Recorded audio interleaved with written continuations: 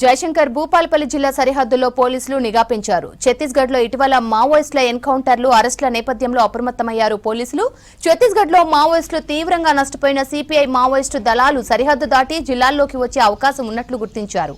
దీంతో సరిహద్దు గోదావరి, ఇంద్రావతి నది పరివాహక ప్రాంతాల్లో తనిఖీలు చేస్తున్నారు పోలీసులు.